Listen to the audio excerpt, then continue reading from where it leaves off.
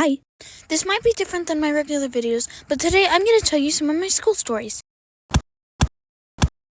If we're going to start anywhere, let's start with the earliest story. Back in 2023, I was in 5th grade, and after the teacher announces that our class won't be doing the president's rap, I was so mad. But alas, sometimes stuff just doesn't go your way. Then he announced we'd be doing mini basketball instead of stupid work. My happiness was back. After setting up 2 desks by the mini basketball hoop, we got ready. After everyone else went, it was finally my turn. My first opponent was, let's call them Ellie. They were known as sort of the stupidest person in the class. This is gonna be easy, my stupid 5th grade brain thought. She went, miss. I went, and I missed. She went, a chance. I threw the ball and I made it! A chance to actually win. Several rounds later, and I got paired up with the best basketball player in the school. Look, maybe my ego was a little too high before, but please, just give me a chance. This time, I started first, and I had made it first try. Wow, maybe my ego wasn't high enough. And my next opponent was, let's call them Lila. Lila really isn't known as anything, but she's a friend of mine. We soon got ready for the final round. I went, miss. She went, miss. I went, and I had made it. I had won the entire tournament. I was so happy. And a little surprised, because I'm not too good at sports. Next story. This happened just last school year. It was right after school.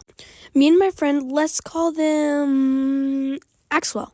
We were hanging out at the park next to the school. And next to that park is a creek. While walking past the creek, we heard screaming.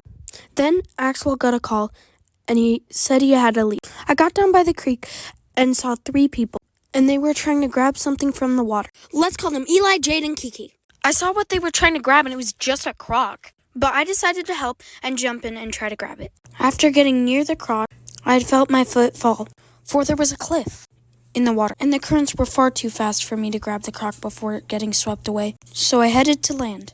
Then the person who had dropped their shoe had gotten in and grabbed it. Time for story 3. It was the very first school dance of the year. I was sitting with my friends and someone said something that made me uncomfortable. So I dashed out of the room and left my phone on the table. When I got home, I realized I left it there, and my dad was really mad.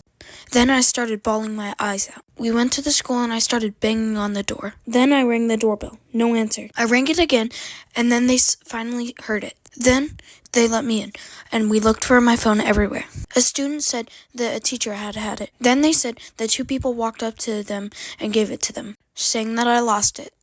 Then I got it back, and everything was well. Story 4. Here we are, back to the creek, but this time with Axwell. For some fun, we decided to go back and forth across the fallen tree. Before doing that, another person had showed up. Let's call them Winter. During one of the times I was crossing, Winter had grabbed my bag and started throwing it and catching it above the creek. I had told her to stop, but she didn't. Then Axwell screamed snake, thinking there was a snake in the water. But then she had dropped my bag in. I had scrambled to get off the tree, but my bag went under the bridge and then went to the sewer. But before my stuff fell in, I grabbed it. And my water was safe too, because I had tied both of my water bottles together with a shoelace. The next day during class, me, Winter, and Axwell got called to the library. They fought over who should pay the fine for my computer, because my computer got water damage because I'm an idiot and turned on my computer while it was still wet. The person that ended up having to pay the fine ended up being Winter. Next story. It was just a normal day when 2 girls came up to me during recess and told me we were going to throw a birthday party for our teacher. Let's call him Doc. I have no idea how they found out, but, well, then they told everyone else in the class, too.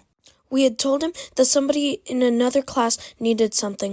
Then we scrambled around to quickly set up everything and hid. Happy birthday! Then I inhaled all the olives. Oh yeah, let's go. I just finished my first story time ever. I hope you guys enjoyed the video, and that's really all I have to say. Bye!